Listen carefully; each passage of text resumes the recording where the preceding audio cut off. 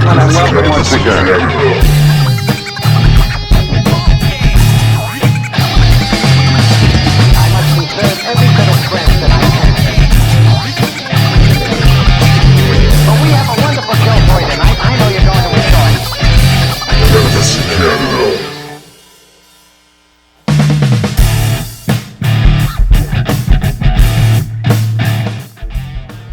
Welcome back to Thursday. This is the 19th. I mean, my God, what an incredible week. Like, every week we come on here and it's just one more thing to report on.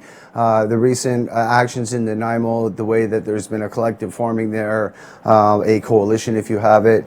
There's just so much stuff actively going on right now, and quite frankly here in Canada. And when we know about places that have recently been raided, we know the Central Plains with Mr. Glenn Price and Mr. Aaron Bott, who have been unfortunately shut down and not able to provide for their patients any longer.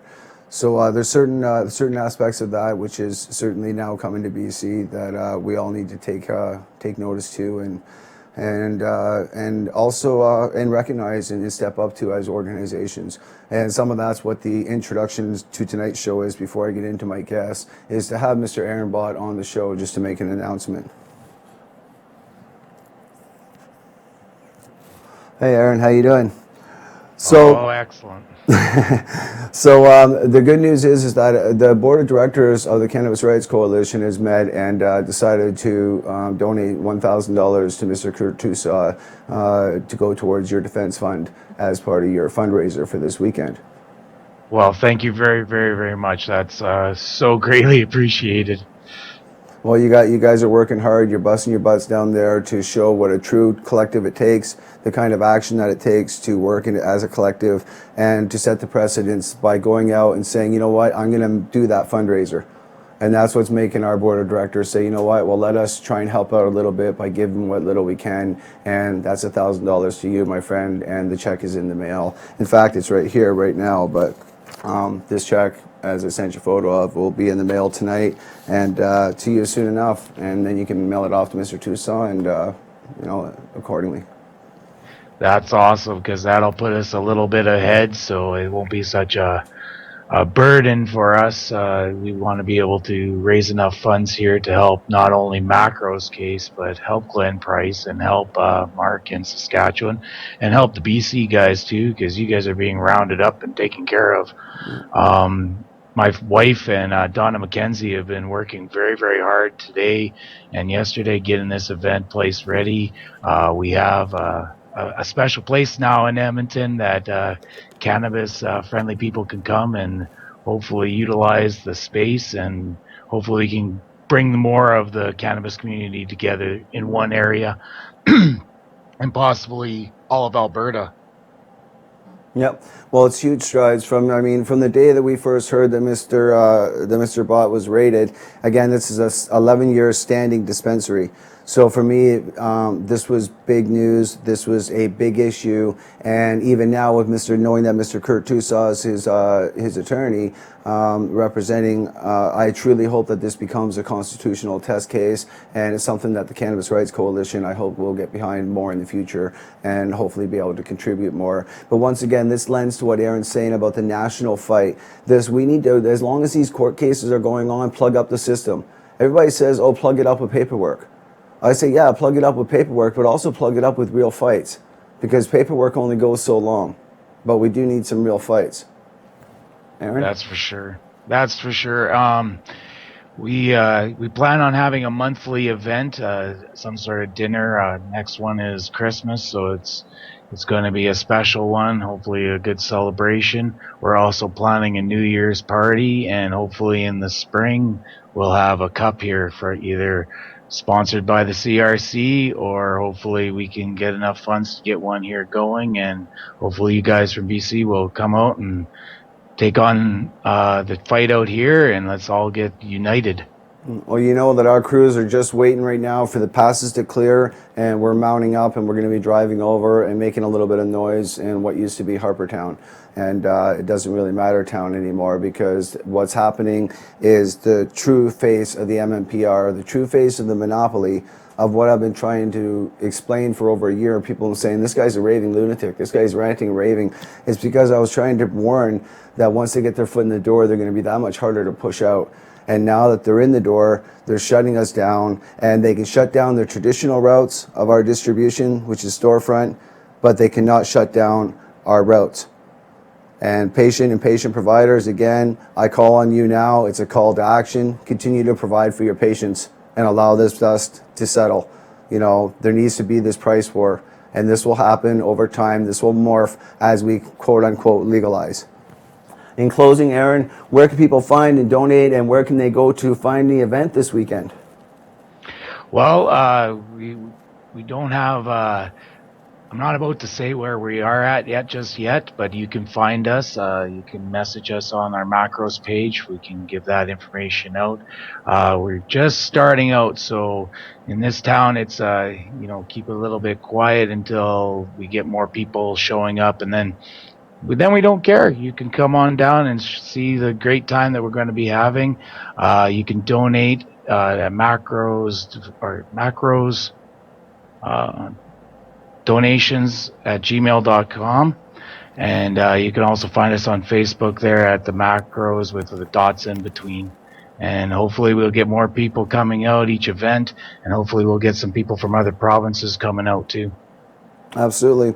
And remember, my friends, this is a national fight. As we head off to commercial break, I want y'all to think about this. Write down your questions. I'm here to talk to you questions. We went live to engage questions with you so you can talk to us. So at the same time, please weigh in, because that's what it's here about. It's affecting dialogue, and we need to talk about this. It's a national fight. It's a national effort. We'll see you when we get back from break. Hey there, Candid Cannabis viewers. My name's Dylan, and I'm here to help you learn more about cannabis. Cannabis analysis initiated. Commence scanning. Cannabis analysis complete. Your cannabis strain is ready for review. We're looking at the award-winning Lindsay strain from Liberty Farms, grown by CNC's own Chad Jackett. He's part of an old BC crew from Lindsay, Ontario, hence the name of this strain. He's been farming for more than 10 years, and this plant was grown indoors using hydroponics. It's got the beauty red hairs along with some orange and tons of trichomes, visually very appealing. This bud has definitely been cured properly, just the right amount of stickiness. Density is the strength of the Lindsay. I wish you could feel this at home. This isn't air, this is full, solid bud. As for the nose, it has a strong aroma, just as you would expect. It definitely has a familiar scent of cannabis, but it's almost citrus in a way, mixed with a pepper or spice.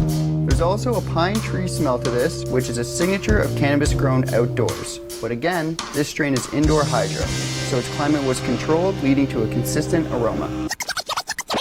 Now it's time to put this strain to the test, using this device right here called MyDX. This is a portable testing platform that is programmed to analyze and measure what's in the cannabis you're using. You put a sample in this little tray here, pop it in, and wait for the results.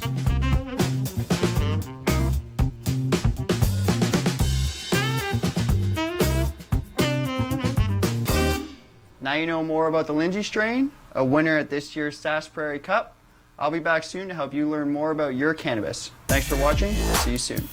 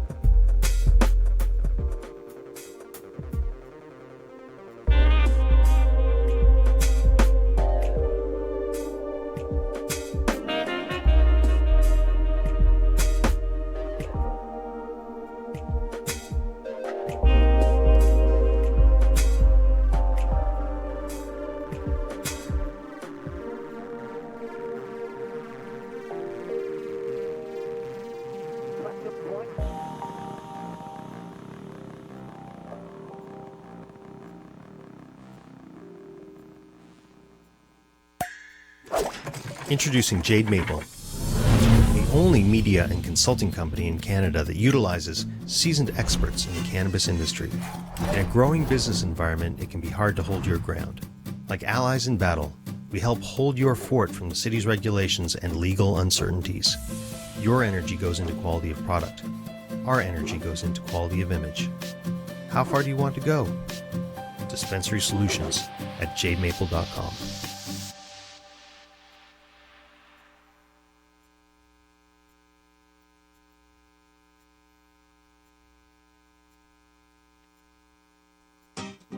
These days, it seems like there are consultants for everything, but no matter who you hire for your project, you always feel like another number. That is what makes Root & Branch different. Root & Branch is a full-service consulting firm that specializes in customized nonprofit and political consultation. We pride ourselves in our ability to meet a diverse range of needs while ensuring that our clients are continuously dealt with in a manner that gets the results they desire. Come and visit us at rootandbranch.co.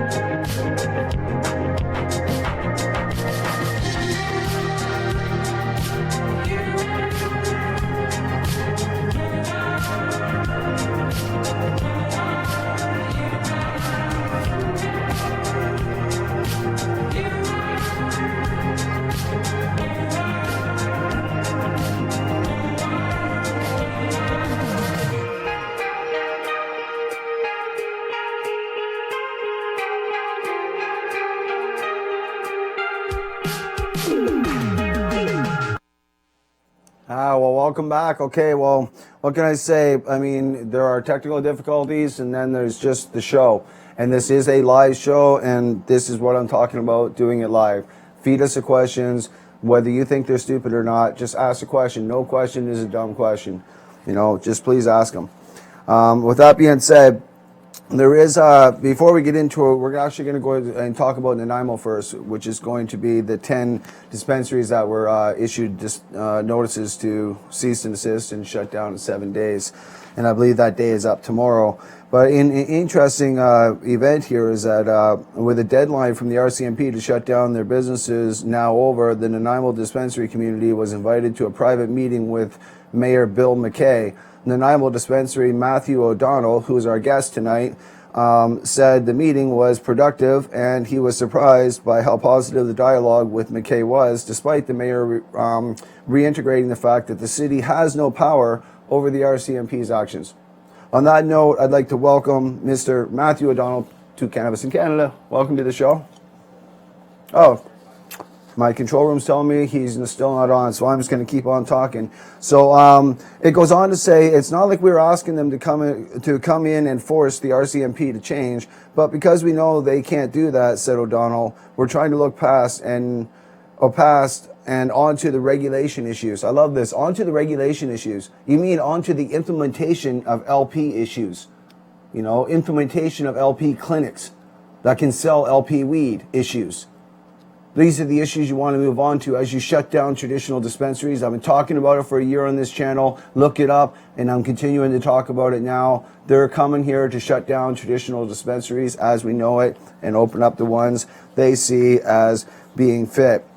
There's some also crazy shit. Like I just was in the hospital recently. A friend of mine was in and very ill with an infection, and it got me to thinking about different things. And some guys, you know, doctors were started talking to me about phytocannabinoids and how they could affect the mood, depression. I'm just like, hey, okay, let me get out my handbook on cannabis. Let me get out my, you know, you can see all my tabs here. You know, let me get out my reference, my Bible, and let me see what they say about this. And, it actually goes on to say, and of course, it supports the fact that it does help reduce depression, reduce agitation and other mood issues.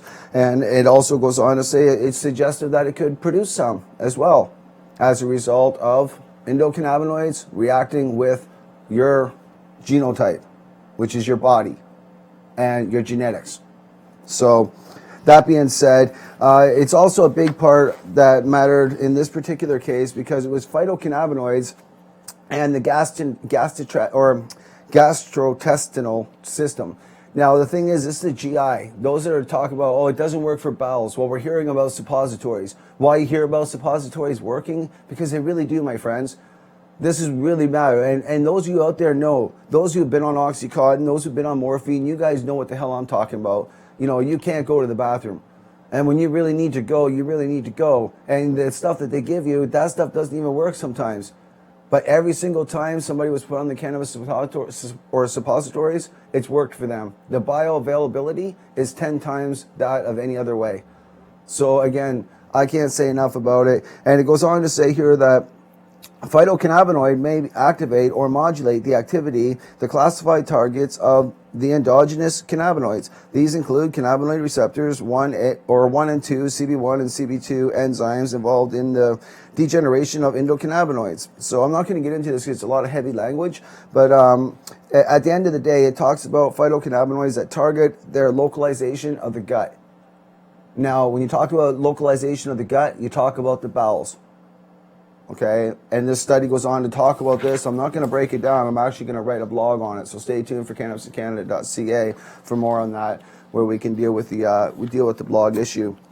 And some other things that I'll just keep talking about. My crew is trying to queue up our guests. I'm not sure what the government's spying in and messing with us or what here, but one thing I will continue to talk about is the Cannabis Rights Coalition's got our new pins in. They're right here.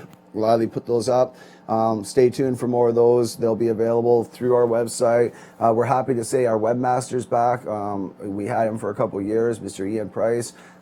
He's back now in working with the CRCs. So not only will our website have some new flares to it, but it'll also have the ability for you to order some stuff. I know a lot of people are saying, how do I order? And I'm on a wait list, and we're trying to sort all that out. And our solution has been to see if we can do it through a software program where you can just order, pay through PayPal, and we ship it to you. And somehow we keep that legal within our framework. And that's where we're at now, just so everybody knows. We have not forgotten about you, or we wouldn't have ordered 1,000 new pins, a bunch of new sweaters. And by the way, those who thought that we were completely out, I thought we were out. There are 10 extra large sweaters of the coalition available for sale. 10 extra large sweaters. Sorry, double extra large. So that's really good. These are the ones that are like, yeah, those big guys out there understand how important the double XL and the XL are. So we were able to get those, and that was fundamental because I thought we were completely sold out. But that's what we have left there now, that and a couple of smalls and a couple of mediums. But that's it. And that's going to allow us to do this weekend's event. I believe that there's a couple of different events coming up here that we have to look at whether what we're going to be attending. There's, of course, the Mr. Bott's event that's going on in Edmonton. And I wish I had the details in front of me, but I don't. I mean, I was geared up here for Matthew O'Donnell and not for giving a spew.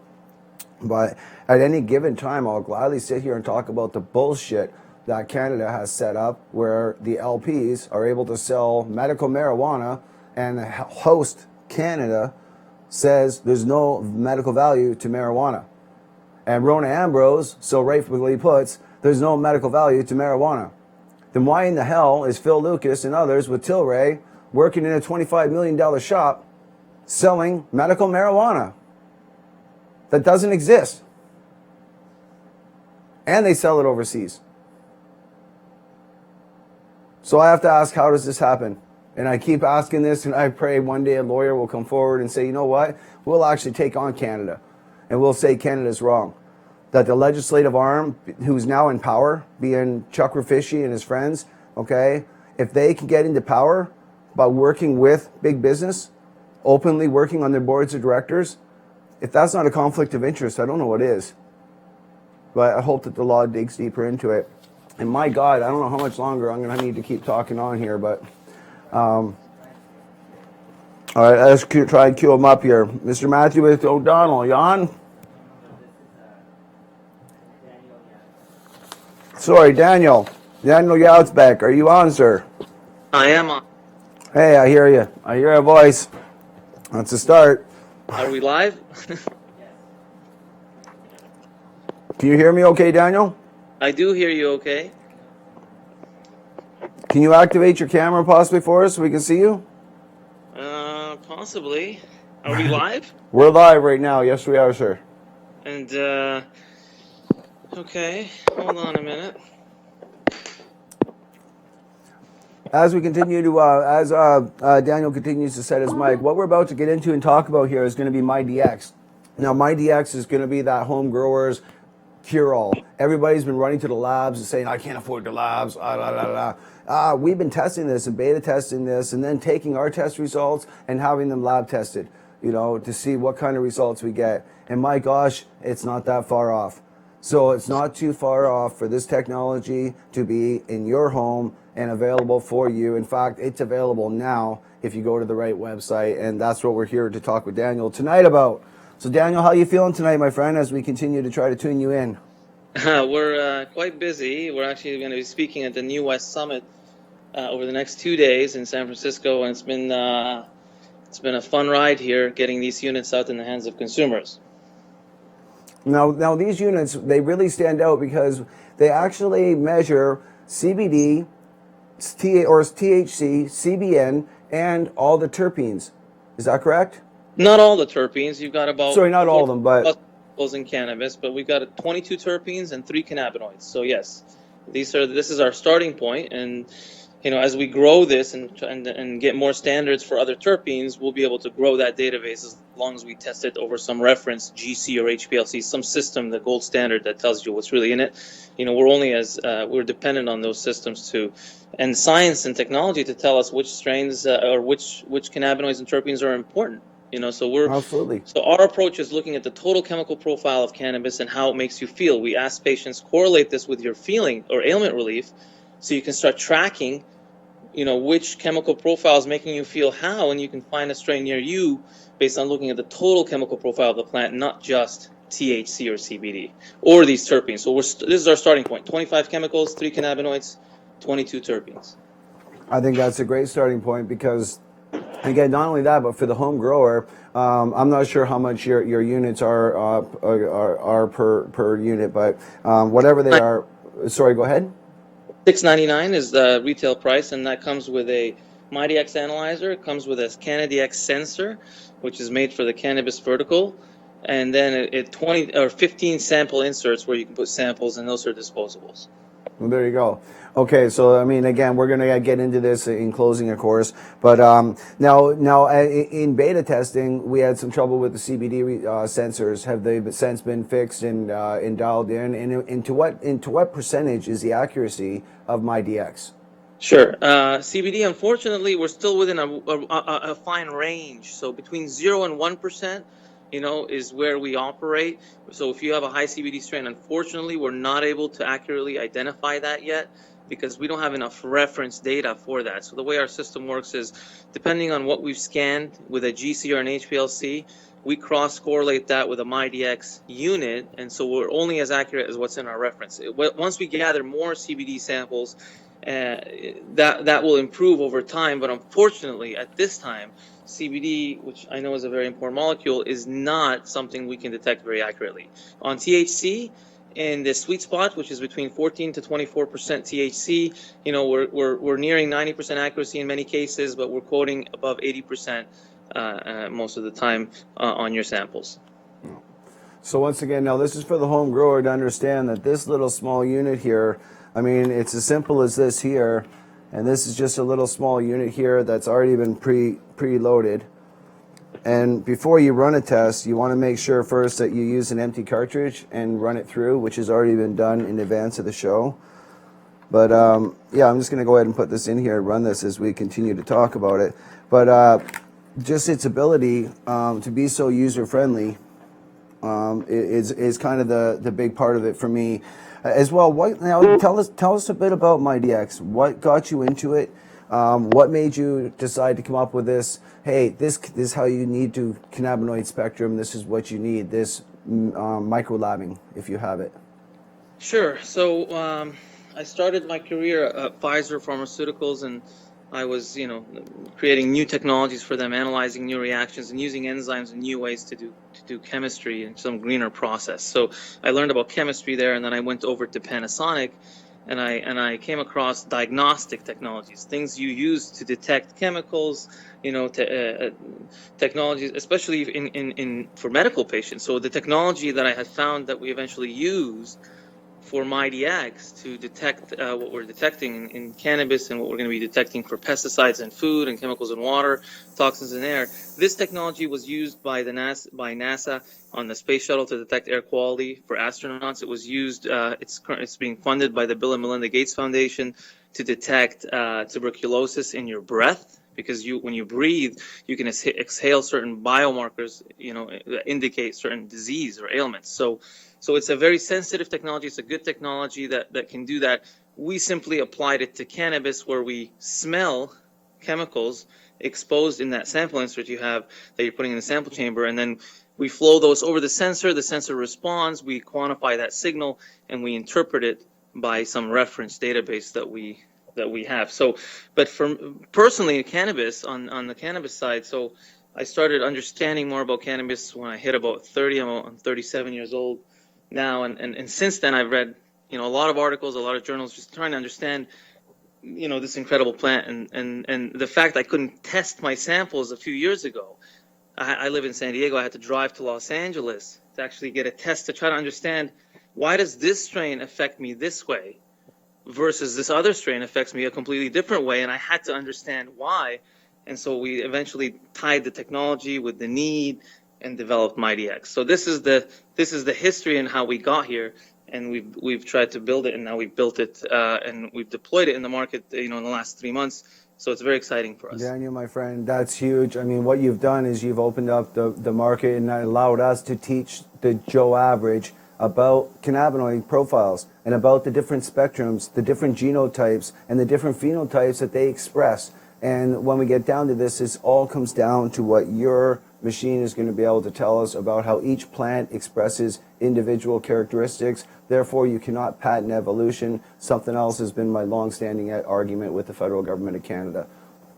So what's happening up there? Actually, you guys are, I'm a McGill graduate. I'm Canadian, so I'm very happy to speak with my fellow Canadians at all times. But what's happening I know Trudeau made it up there. Fill me in. I've been busy in my world down here, but Trudeau's chief financial officer made $1 million off the first ever licensed producer in Canada, and then pushed very hard for legalization, of course, through their entire campaign, ushering in Justin to get legalized now. And at the same time, patients like myself filed a case named Allard, and that case is now before the federal bench, in which a federal injunction was also put in place, stopping the removal of 36,000 patient gardens in Canada and allowing them to continue to grow for themselves until such time as constitutional scrutiny of the MMPR could be enacted. And as well as in that time, we've had another Supreme Court of Canada, first ever case to reach the Supreme Court of Canada, called R.V. Smith, in which the Supreme Court of Canada said that us medical patients can use cannabis in all of its forms. And as you know, coming from the Supreme Court of Canada, that is extremely powerful language. Yes. So when do the laws? Okay. So what laws have they put in, and when does that kick in? How does that affect the Tilrays and the other guys up there? Well, to be honest, this is what's funny, and I'm glad you're asking these are good questions, because what they're doing is dodging it. They're dodging. Justin won't announce his legalization platform until they answer Allard. Allard is the answer. Allard will decide whether there's gardens in this country or not, because Justin's not going to give us gardens. Only Allard. If that decision comes down and they say that patients can have gardens, then they're going to have to allow X number of plants. And that's a really big part of. Gardens right now. Will people be allowed to keep this plant in the hands of the people, or is it going to go to commercial? Well, this is what I'm saying. Right now, if you look at Justin's model, it's tax, regulate, and heavily restrict access. Heavily restrict access. It says nothing about production. And that's because Allard hasn't spoken.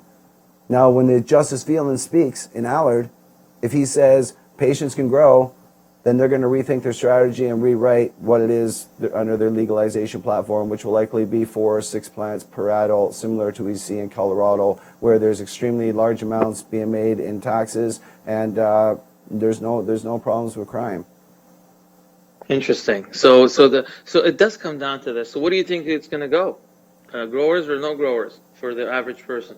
Well, I filed the case in 2012. I also sued the government in 2013 for breaching our privacy when they told us to destroy our cannabis and kitty litter for $40 million plus. And both those cases are about to be settled. And honestly, I'm looking forward to a country where we can have a free plant, X number of plants, and whatever that is to be at the start, it's a start. But at least we'll have a constitutional right rather than a regulatory option issued by some politician that can strike it out at any given time. Any decision under the Constitution is final and permanent. That's what matters here in Canada. Well, it's interesting. You know, the premise of the technology originally was to the consumer, and we wanted to allow the average consumer to be able to test the safety and potency of everything they eat, drink, or inhale, including what they grow. So basically, I hope it falls on that track as well, and we'll be pushing here in California for the same initiatives here coming up. So it will be interesting to see. Yeah, I don't think there's going to be any problem. I think it's just a matter of time, and common sense is going to ride. The people, we've seen it in Washington State. They legalized there, people ran out and they bought a bunch of grow stuff. Then they realized they couldn't grow, and they were all upset, and they folded it up, and then they started to rebel against the legalization model that was issued there. That's what people have to understand. Legalization doesn't mean nothing without a model. And right now, Justin's legalization model does not include any personal production in the country of Canada. And unless Justice Phelan and Allard says we're allowed to for us medical patients, I'm thinking that that's going to be the defining issue of whether plants are or are not going to be allowed in this country, barring further legislation or further legal action in the future. Sorry, we're kind of straying off into a bunch of other stuff. So there's a lot more research being done on cannabis. So where do you see this going in the future? Like MyDX, where do you see this going in the future? You got more prototypes coming. Tell us about what's coming up. Where are you going with this?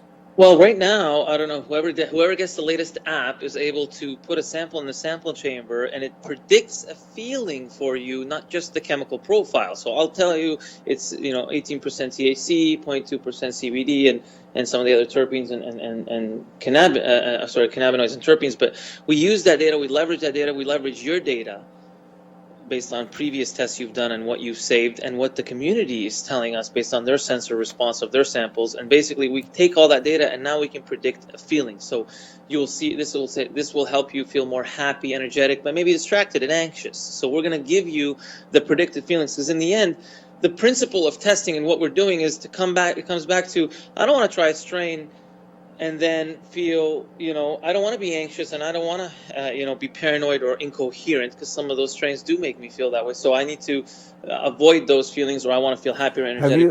Have you thought about making a machine for testing for like nitrogen and the kind of things that actually would be in cannabis, that would be leftover residuals that would give you anxiousness and stuff like that? That might be a machine that would be handy, that can test for the minor contaminants that a lot of people don't think is in their cannabis when it's left behind by just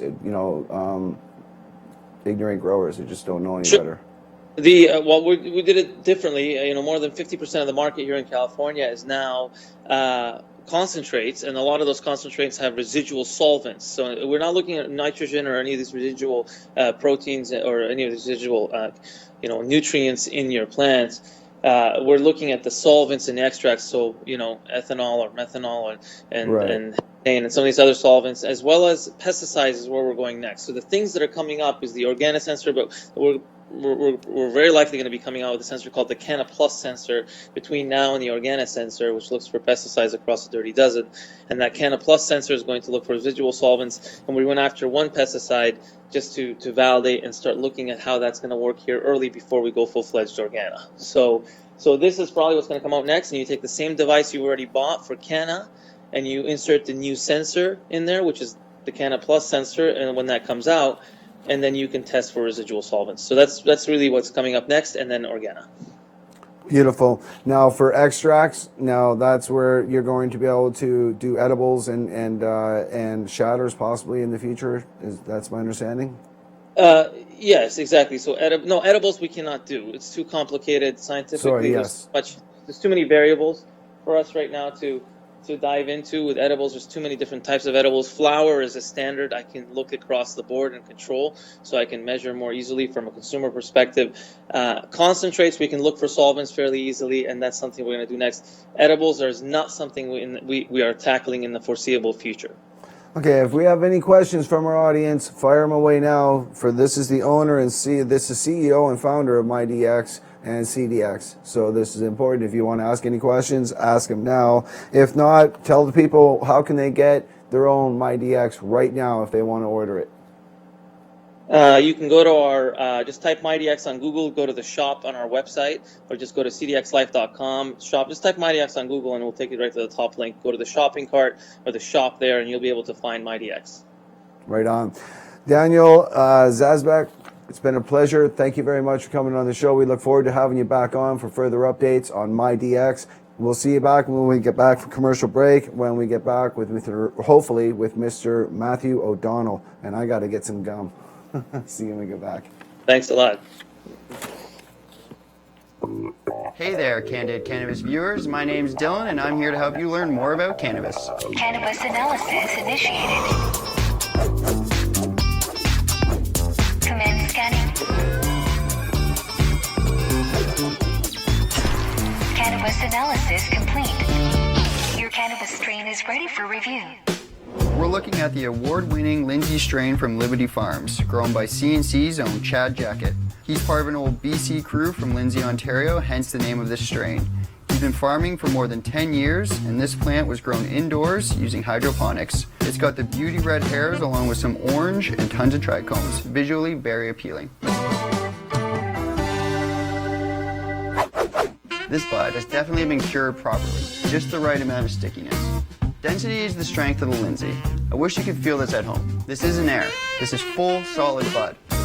As for the nose,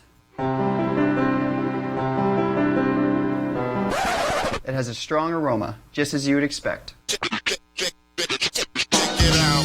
definitely has a familiar scent of cannabis, but it's almost citrus in a way, mixed with a pepper or spice. There's also a pine tree smell to this, which is a signature of cannabis grown outdoors. But again, this strain is indoor hydro, so its climate was controlled, leading to a consistent aroma. Now it's time to put this strain to the test, using this device right here called MyDX. This is a portable testing platform that is programmed to analyze and measure what's in the cannabis you're using. You put a sample in this little tray here, pop it in, and wait for the results.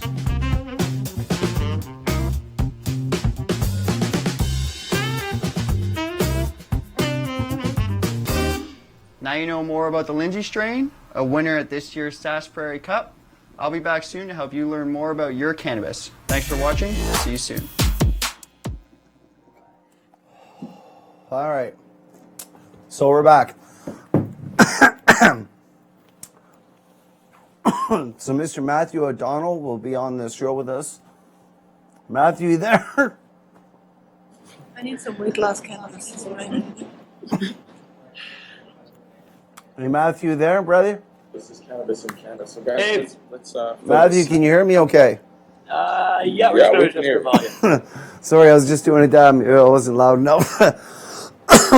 So, what can you tell me about your update? You guys are at City Hall today. I understand you guys are raising some ruckus. You got a bunch of people here, I see. You got a whole crowd of supporters. Let us know what's going on. You guys are kicking up some dust. I love it over there. Actually, this group that you see here is representatives collectively of the Nanaimo Cannabis Coalition. Hey, so these are representatives from dispensaries all throughout Nanaimo, and we're all just here to say hi and share with you what we know. Sweet. All right, well, tell me Cannabis Coalition. I mean, I love this because, of course, as you know, I'm the founder of the Cannabis Rights Coalition. So any coalition, to me, it's like a new birth of any sort of collective effort, any sort of collective growth. And that's just what you need to be able to fight back and to push back. And, where do I sign up to get in there is probably my next thing. Where do we point people who want to get involved and be able to support the new coalition? Well, you can definitely find us on Facebook. If you just search Nanaimo Cannabis Coalition on Facebook, we have a group online there where we keep everybody up to date on what's happening all throughout Nanaimo in the cannabis community. Okay. Now, do you have anything to say for an update from anything as far as City Hall goes, as far as police go? Has there been any police action? My understanding is tomorrow is the day they're to act. Is that right? Well, thankfully, there is no police action today.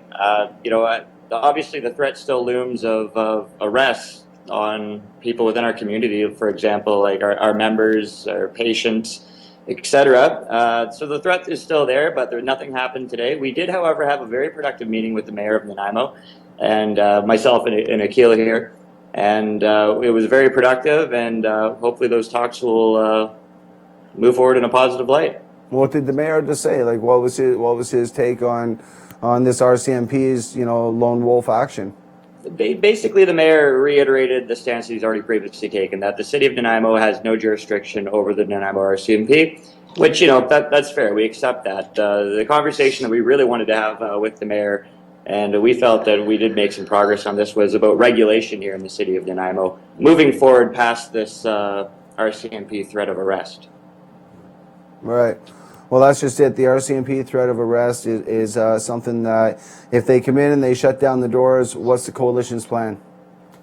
If they come and shut the doors on any dispensary, I mean, we're going to stand united, and we'll be there the next day. I mean, I'm sure other people can speak to that as well, but that's our stance as a coalition. Yep. So reopen it, which is the traditional, just so our viewers understand, that is the traditional stance. For those that understand what the community necessity defense is, it's when the federal government can fail to supply the medical patients of Canada. And there's 1 million of us estimated by Health Canada. And if they can't supply those people, then what these people here that are doing on our show tonight, then they're actually doing a community service, and that's often what the community necessity defense actually is, and likely what most of their attorneys is going to be advising them to take as far as a legal route. But I won't speak for legalities. My friends, what will you be doing for fundraising, and what will be your first kind of line of attack should they move in and raid? You're going to have to start to get some money together, I would assume.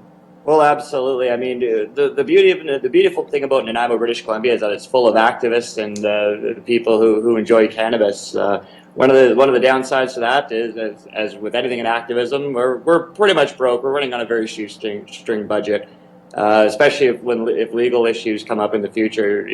Obviously that costs money. But on the upside, see, that's the nice thing about a coalition, right? Some people came to this coalition with deep history in activism and community organizing. Some people have deeper pockets. Some people have deeper logistical and business background. All around it's this mix of skill sets that came together for an unfortunate reason, but in a way we're kind of glad it happened because we found a wealth of strength in not just the togetherness, but the skills that we found from each other together. And that's huge and moving forward. I know from building a coalition, because ours is now like 4,000 plus, whatever, members strong, officially registered members of the coalition. But building a national collective to raise funds together and to work together for free is not an easy thing. But my friends, and I've been over to the island, man, I love it over there. You guys are awesome. And I believe that if there's ever a place that can do this, that can raise the money, that can keep it together, it's going to be yourselves and the strong community of the Upper Island in general, in all that entails. Hey man, you're absolutely right. It was that's why we were so kind of bewildered. Why Nanaimo? This is activist land. I don't get it. Like, people here march for hobby. Have you guys thought about Tilray? I'm sure you have. Mr. Phil, just for the record, Mr. Phil Lucas is my former mentor. He's a founder of Vancouver Island Capash Club Society, and I used to work for Mr. Lucas in the background of his society. And I testified in R versus Barron when his grower was up on charges. So I actually have an award from Mr. Lucas, but it's ironic to find him on the other side of the fence right now. But what's your guys' take with him being right in your backyard, and all of a sudden this lone wolf comes barking, at your doors? Hey man, I think all the LPs are in a tough spot. I know Tilray's in a really tough spot. They were promised a lot by the last federal government, and they just didn't deliver for them. So I can't speak for anybody's actions, and I'm not going to make any conjecture. I don't think anybody else here is really. We've just heard I've heard a lot of rumors all day long about Tilray, and it's frankly an energy drain. So I don't think about it anymore. I think Tilray might have bigger fish to fry than us. Actually, They have a market right across the country. And speculating on this and on who did what and said what is just, I just want to think forward and positively. That's fair enough. No, you gotta stay positive and you gotta stay open. And as I've learned from my own experience with Mr. Conroy, you need to stay alert and keep your eye focused on your enemy. Know thy enemy if you plan to fight and if you plan to survive. On that note, is there anything else you guys would like to say that would, how people can get involved? Where's your next meeting? Where can they find you on Facebook? That sort of stuff. How can people get involved, basically? Facebook is the best place right now because we're under kind of wartime mode, right? So our meetings are pretty tight, pretty quick, pretty to the point right now. We're going to do some more public things over the next week or two as we figure out what's the most appropriate and helpful thing. So if you head on up to Facebook and look up Nanaimo Cannabis Coalition, you'll see a pretty active little group going there right now. We encourage people to join, and we'll be pushing information out there. But it is being watched. It's a public group. Yep. So if you are sending people that way, make sure that they are not throwing little hand grenades, because it's not necessary. Yeah. Verbal ones that'll undermine the good work that Matthew and Akil and Amanda are doing. And many others that I don't even know. So we don't need strangers to undermine that work. So, it's the challenge, right? Everybody piles in, and you don't ever want to be in a situation where you're sitting there having to heavily admin your web list, right? You don't want to be in a censorship situation, but hey, we'd rather have a few people to censor than nobody around, One thing I would like to point out too is please, for all of your viewers and listeners, please write the Justice Minister, please write the Public Safety Minister, please write our Member of Parliament Sheila Malcolmson, write anyone who will listen about what is going on in Nanaimo, where we have elected officials with a mandate stating one thing, and the RCMP, the unelected officials, doing the other. And that's very important as a Canadian and as a member of the cannabis community. Absolutely. No, and this is all the more reason. And again, I say collectives need to happen, and there's a reason we're called collectives. And the larger you are and the more people you know, the more powerful you are and the more things that you can show. On that note, I want to thank our guests this week for coming on. Matthew O'Donnell, you've done some crazy work over there. Good luck with that. Hopefully we'll be able to have you back on the show here for an update as things progress. And hopefully the city comes to their senses and opens some sort of dialect anyway that can lead to a more a common sense approach to, or sensible policy if you have it, for British Columbia, since we are going to legalize. So on that note, this is Jason Wilcox, and we'll see you next week. Thanks for having us. Later, Jason.